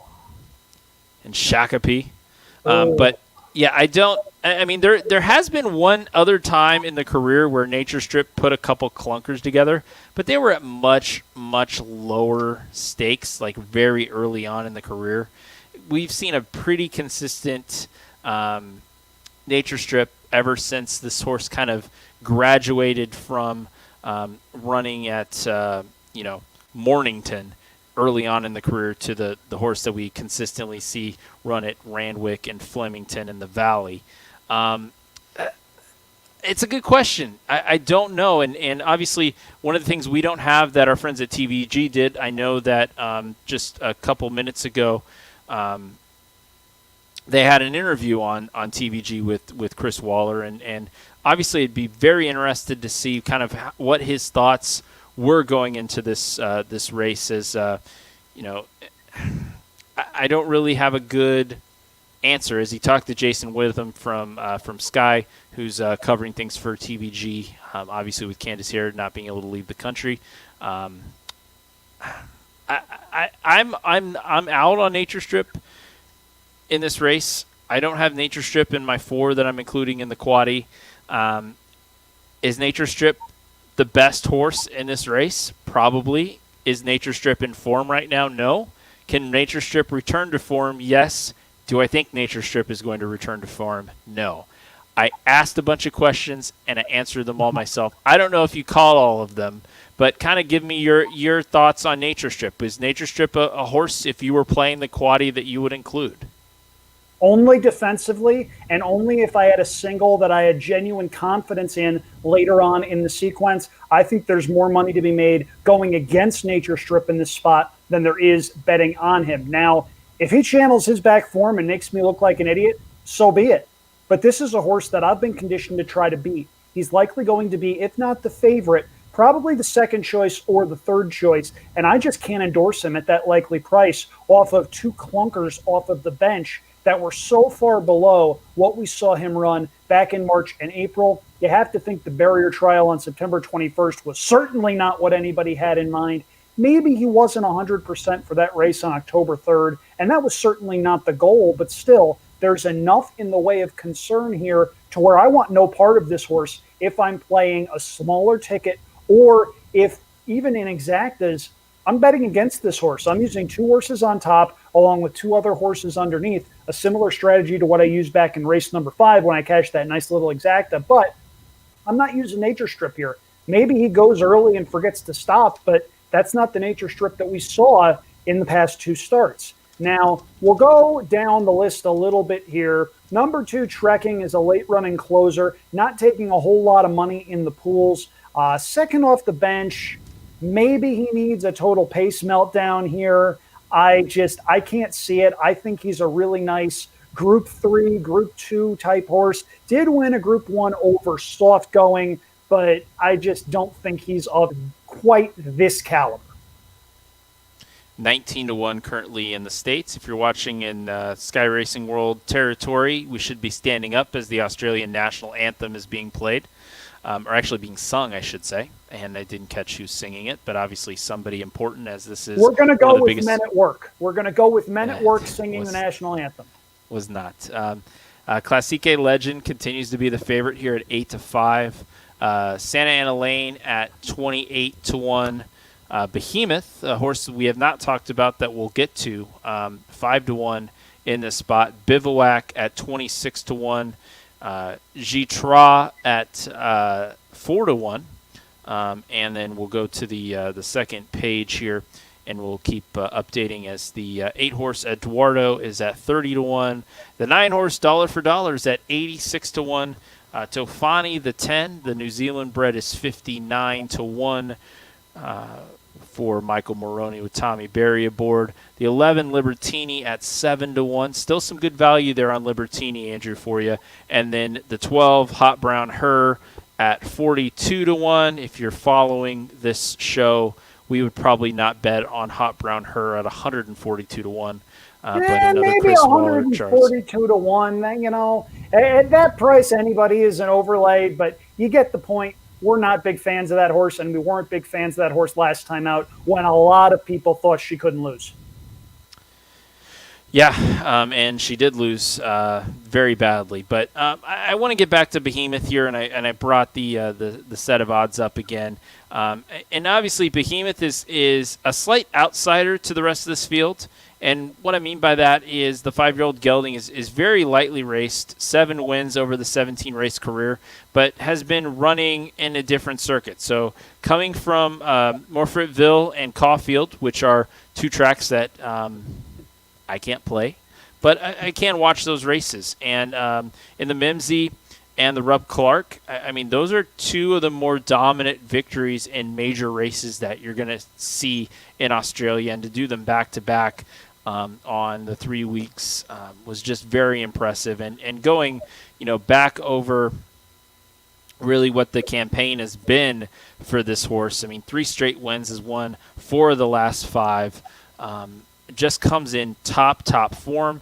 Class rating-wise, 114, down a little bit from a horse like Nature Strip at 121, but, getting and not getting a weight break, so this is not a handicap. So most of the races we talk about in Australia are handicap conditions, so that rating matters in terms of how much weight the horse has to carry. In this race, it's very simple. If you are a male or if you're a colt, a horse, or a gelding, you're carrying 58.5 kilos, and if you are a filly or a mare, you're carrying 56.5. So very straight conditions. We've got 9 of the boys and 3 of the girls, and they're very easy to keep track of with how Australia does the field, because it's by weight. The top 9 horses in the field are all male, and the bottom 3 horses in the field are female. But Behemoth, I think, has a big shot. Draws barrier 2, which could be a little tricky given the pace scenario, because definitely Behemoth is somebody that's going to come from behind. But one of the things that I think is a positive in that sense is draws the 2 inside, but the 2 horses on either side, the $9 for dollar and the 12 Hot Brown Her, I mean, the only chance they have is to go to the front. So really, what you could get out of there is a very clean trip, because the next closest horse besides those two is Trekking, who will be behind that horse at the start, because Trekking does not break particularly well. And then outside of Trekking is Nature Strip. So there's going to be like this perfect pocket for Behemoth to sit behind. And that's one of the keys when I look at this race and how the speed is drawn. The speed draws 3 of the 5 inside gates. Eduardo, a horse I normally like on the speed, is outside, and I don't necessarily think that's going to be beneficial. And we've not seen Eduardo be able to pass horses late. Eduardo needs to be in front, and then he gets very brave. But when he's behind, he's not going to pass anybody. So that's kind of how I looked at the speed breakdown here, as we're 14 minutes to post. Andrew, I know you're not necessarily one that breaks down the speed of a race as thoroughly as I do from a complete plot out perspective, but when you took a look at this from a handicapping from your handicapping perspective and your handicapping toolbox, hi Rich Perloff, what did you see speed wise? I saw a race that they'd likely go fast early, but I don't think it's going to be suicidal. I think it's a case where if one of the speed horses for some reason decides to inexplicably rate, gee, where have we seen jockeys inexplicably rate horses lately? Not here, of course. But yeah, if we get a couple of Naira-style rides, I feel as though maybe a horse like Nature Strip gets brave and doesn't stop. But I do think it's going to be an honest pace at an absolute minimum. And I like Behemoth a little bit in here as well. I picked that one third. Obviously, this is a horse in very good form, and I think he's got a little bit of tactical speed. If you look at the race 2 back, he was 4th in the early going out of 13 horses and wound up winning that race, a Group 1 race, by a length and a half. If he needs to be up there early, he can be. And I feel as though that's a situation where Nash Roweiller is going to be able to sort of ride the break and figure things out. And if he's 2 or 3 lengths back as opposed to 4, 5, 6 lengths back, I don't necessarily think that's the end of the world. Question I have for you as the Australia expert, and I honestly have no idea what the answer is. I'm asking you, why the rider switch here? Is this a COVID thing?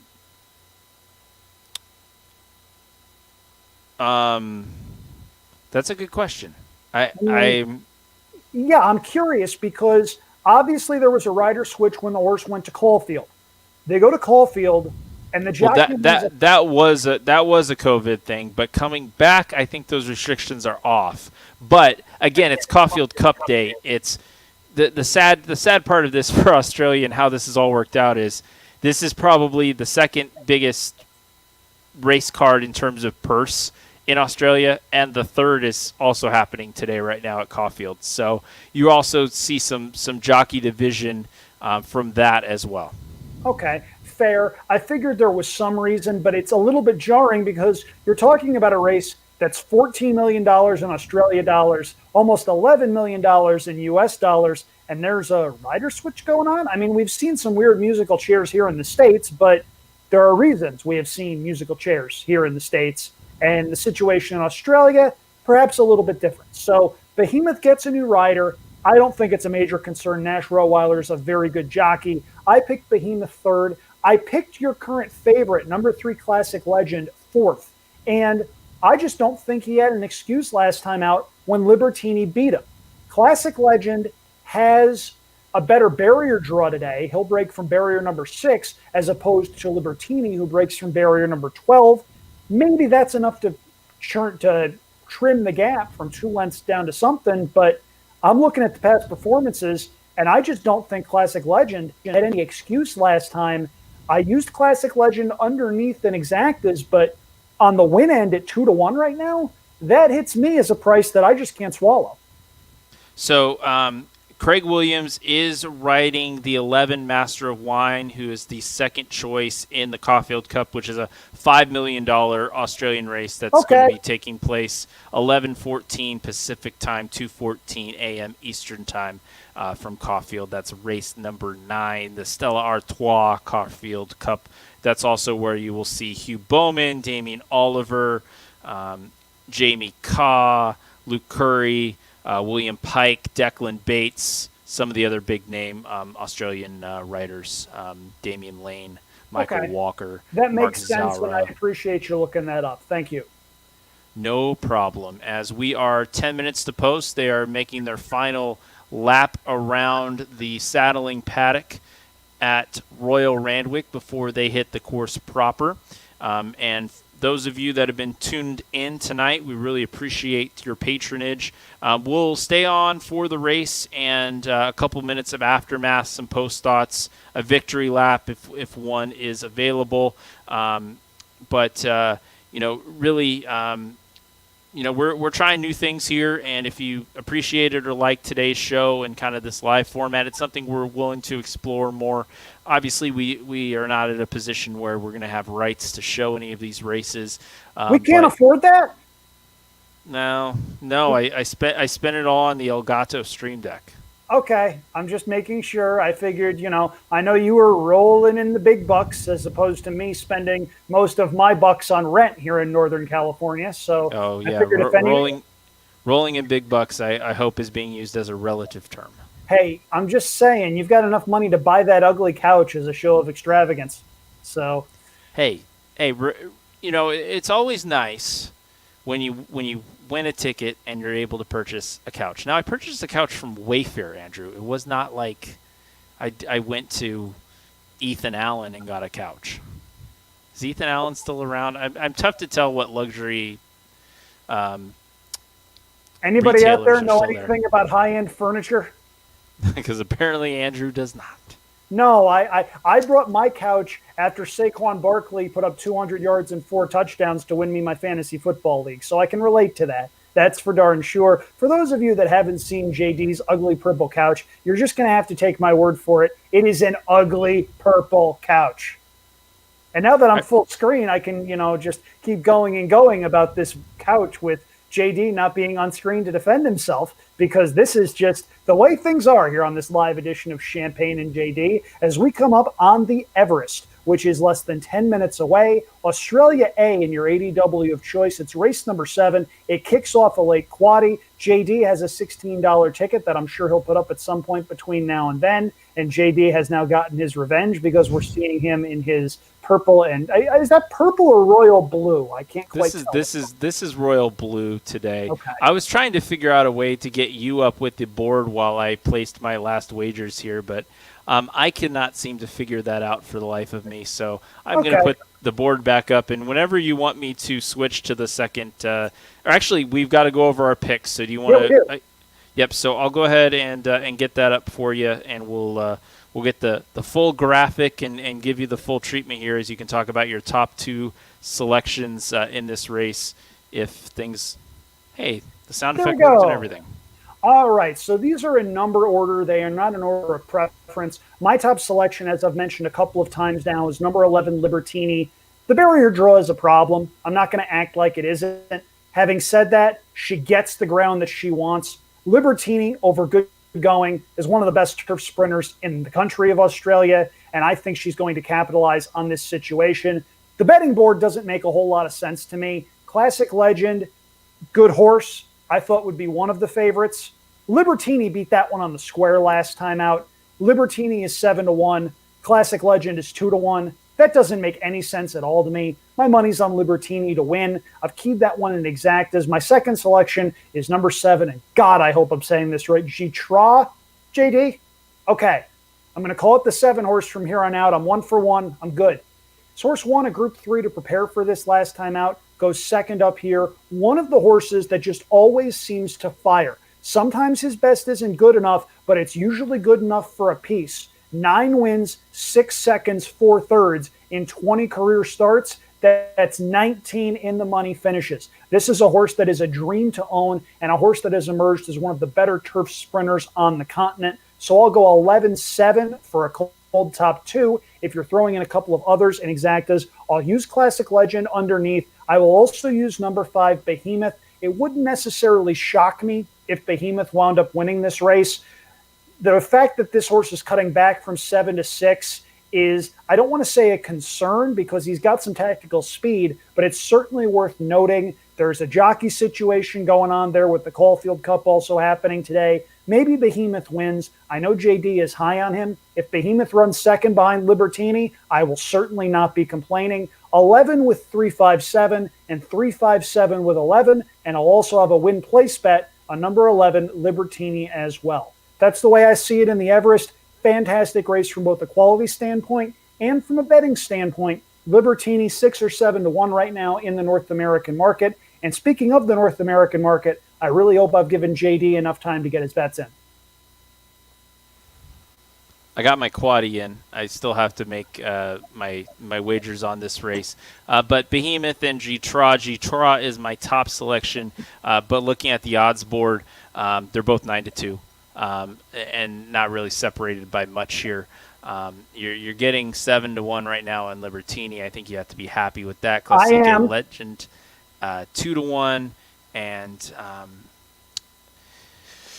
really not. I mean, I think this is probably where I expected the odds board. Nature Strip at 4-1. If you think Nature Strip can wire this field, that those odds aren't terrible. No, they're not. The problem is this may not be the Nature Strip of late 2019, early 2020. If that Nature Strip shows up, Nature Strip should be 7-5, 8-5 in here, and for good reason. Instead, he's 4-1 because the couple of times he's run this season haven't exactly been great. Now, if they figured something out with this horse since that last run, and this horse is able to channel his form, then he's going to make me look pretty silly, and I will tip my cap, and I will readily acknowledge that horse beat me. Still, at that price, off of the last 2 races, I understand Chris Waller is an all-world trainer. I just can't see it. Yeah, and obviously the barrier trial issue, jumping a jockey, having to do another trial just to prove that capable of starting. Lots of stories there for Chris Waller, and Chris Waller has kind of the bookends of the field here, as he has the 1 Nature Strip, and then obviously the 12 Hot Brown Her. Again, we talked about it last race with Bjorn Baker. I mean, 2 horses that really want to go up front are the 2 Chris Waller charges. Now, mind you, this is not a traditional Group 1 race at Randwick because there's only 2 Chris Waller horses, but they're both speed types, and that should be very interesting as I'll take this off. And, Andrew, you said you had an exacta that you wanted to play in this spot as we're 2 minutes to post. Yeah, my play here is 11 with 3, 5, and 7, and 3, 5, and 7 with 11. Essentially, it's an exacta key box. If Libertini runs first or second, and a logical horse not named Nature Strip is in the other spot, I like my chances. Libertini now down, actually still 7-1, was 6-1 a click ago. So ping-ponging back and forth between 6 and 7-1. I'll have a win place bet in on that one as well. Currently, your favorite is number 3, Classic Legend, who is 2-1. Nature Strip 4-1. Couple of horses at 9-2. That's Behemoth and G-Tra, 9-2 on both of those, and Libertini at 7-1. The rest of these horses into double digits as they circle behind the gate for the main event of the program. This is the Everest. $14 million in Australia, $10.7 million here after that pesky exchange rate. 2 minutes to post, so you've still got some time to get involved on your ADW of choice. Randwick is Australia A.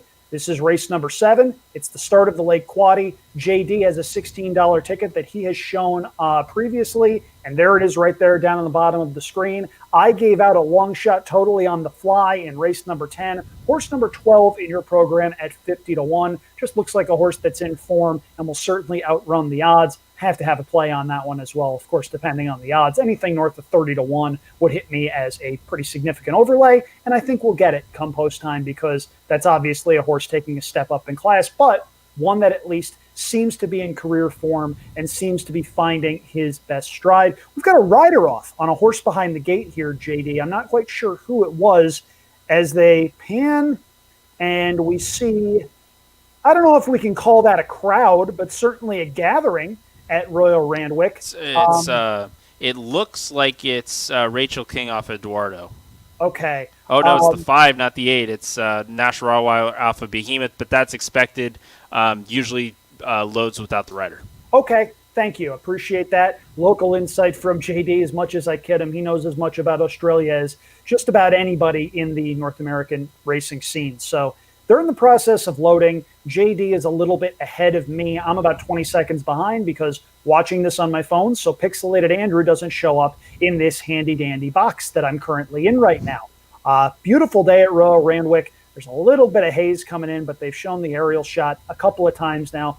Certainly beautiful. Have to say it's nice to see a racetrack with some fans at it in a situation where the pandemic is, you don't ever want to say under control, but certainly they've got a handle on things down there, it certainly seems. And it's good to see, at the very least, somewhat of a crowd at Randwick on one of the biggest days of the year on the Australian racing calendar. JD, did you get your bet in?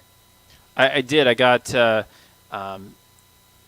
some bets in, and I got some bets, as popular as this has been on Twitter.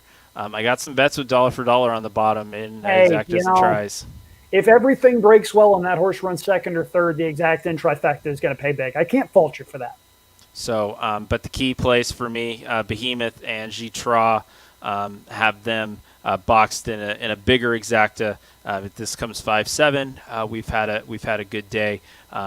Behemoth at 6-1, J.D at 5-1 as they have four back here as we see trekking loading, and Libertini down to 5-1, by the way, taking some late money there. Yeah, basically Libertini getting the money from where Behemoth and J.D are both up a little bit. Classique Legend will break as the favorite at 2-1 as they're all in line for the 2020 edition of the Everest, going 1,200 meters. Correction. Good luck, everybody. Libertini now in line. It's a 12-horse field, not an 11-horse field. I'll take your word for it. I'm still considerably behind you. 3 barrier attendants being used for today's proceedings, and they're off. Clean start for everybody. And dollar for dollar is rushing up on the inside, but will not get the lead as Eduardo crossed over and got the lead. And Eduardo, as I mentioned, gets very brave on the front end, but Eduardo probably, that's got to be like 20-4. Eduardo is absolutely flying with the Nature Strip right behind in second. We've got Hot Brian Herr in third, and they are blazing. Eduardo has gapped this field something intense at 26-1. This might have set up perfect for Nature Strip if it's the Nature Strip of old to pounce, because the back markers are way back with 400 to go. Eduardo up top. Nature Strip coming. Nobody coming from the back. Now we're starting to see some moves, and it's Classique Legend. Classique Legend up in time, pulling away. From the back of the pack, we'll see Bivouac. Between rivals, J.D will get third, but it will go with Classique Legend, followed by Bivouac, and J.D didn't catch fourth. It's 3-6-7 in that one, and I thought Eduardo and Nature Strip were gone, and you're still watching it, Andrew, and they just stopped because we'll get the fractions hopefully before we get off the air, but they were, holy moly, were they moving. Yeah, they just crossed the wire for me here as well. I believe they crossed the wire for the 6 furlong distance in 106 and change. That's cooking. Classic Legend got a perfect setup, came rolling home. Have to say I'm not overly surprised that he ran well. Am surprised that he won. I didn't think he had an excuse last time out. Libertini just did not fire. It was sort of one-paced and ran mid-pack throughout. But Classic Legend, best horse, gets the setup. You can see the exultation on the face of jockey Karen McAvoy. Yep, this appears to be 3-6-7. Running second, number 6, Bivouac, a horse that I liked a couple of times earlier on in the campaign. Runs a big race second off the layoff. Naturally, I get off the horse and the horse runs big. That's pretty much the story of my life. 3-6-7, we think, in the Everest. Classic Legend wins as the favorite. And I got to tell you, I'm pretty happy that there was not a pick 3 because I don't think I would have played that horse in it. No, I did not either. But obviously was the favorite for a reason, and the bettors knew best today as the $10.7 million U.S. dollar, $14.9 million purse in Australia goes the way of Classique legend for Les Bridge. Kieran McAvoy up top. 6th career win in 12 tries for the 5-year-old gelding. The son of Not a Doubt, Pinocchio, the dam for Classique legend. So a name that makes absolutely no sense based on the pedigree. But, hey, you don't have to use pedigrees in the name. So really fascinating. And obviously one of the weird things tonight is we didn't get a lot of pomp and circumstance after, at least on the Sky Racing World. I'm sure TVG's still on it, but I've got the second at Ascot rolling for me on Sky Racing World. But a lot of fun. I'm not sure we helped anybody make money today. First race I did. You did. That is very true. You gave an exact. I had the 19-1 shot that ran second. You did. That is I'm very the true. same guy that's been reminding people for 3.5 years that I had 128 winners at a single Saratoga meeting. You think I'm going to forget about an exacta I had an hour ago? Yes. No. Okay. No. I haven't drank that much Diet Coke to where the aspartame's gone to my brain. Hey, you know what starts in the next race in race 8, Andrew? Pick 3 of shame? Pick 3 of shame. There we go. That's the spirit. And I'm happy you're using the 50-1 shot in the last race. For now. No, I'm going to stick with the 50-1 shot in the finale. But what a performance from Classique legend. Obviously not one that we pegged, but the betting board had it. And hopefully you enjoyed tonight's coverage of the 3 races of Royal Randwick that we had for you. Now I'm debating like it's a joke if I say it the one way, but it's not making Andrew really mad anymore because I've said it 17,000 times. So I'm just going to say Kosciuszko because that's still probably what I'll call it going forward. You're still wrong. You're still wrong. I will not dispute that fact. You know, I'm going to write a strongly worded letter to every citizen in Australia explaining the origins of Thaddeus Kosciuszko, the bridges in upstate New York, and the fact that as someone with Polish heritage, I'm right and they're wrong. Because that's the American way. Yes, and appropriately enough, the winner of that race was It's Me, which is also the American way. Boom. Indeed. And I got to tell you, I can't write a better send-off than that one. So I'm not even going to try.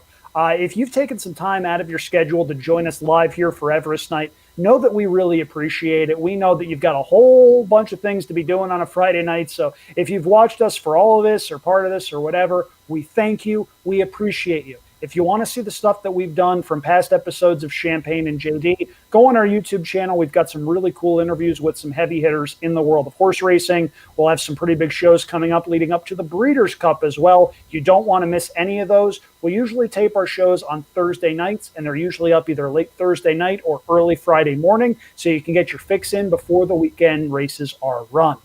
For J.D. Fox, who did a tremendous job setting this all up and making us look as presentable as we can possibly look, I'm Andrew Champagne signing off. Best of luck tomorrow for those of you playing the races pretty much anywhere. I am in the Daily Gallop contest, as well as another contest that is focusing on Keeneland, so I will be diving in on that one and burning the midnight oil. There's Keeneland, there's Belmont, there's Santa Anita. There's a whole bunch of stuff on the wagering menu. Just make sure you get involved. JD, I see you tapping your ear. I have no idea what the heck that's supposed to mean. I didn't hear the track that I wanted to hear. What track did you want to hear? Starts with the W. How about you talk about what's going on tomorrow at the track that starts with a W? Woodbine is racing tomorrow. And that's all you need to know. Well, what's the card? Give me some. Their big card is on Sunday.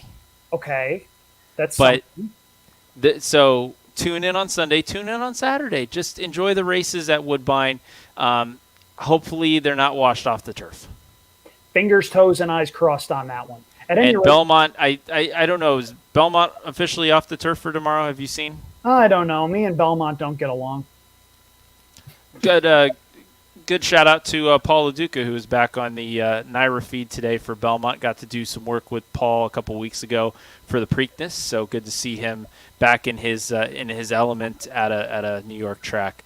That was good to see today. And now we're rambling. We had a great sign off, and now I'm just going to cut all of this from the recording. What do you think caused all that? You caused all that because you tapped your ear. This is all your fault, and I hope you're happy. I am. I'm thrilled everybody joined us today on the Champagne and J.D. live podcast covering the Everest. Have a good night, everybody. And most importantly, Andrew, stay off the beaches.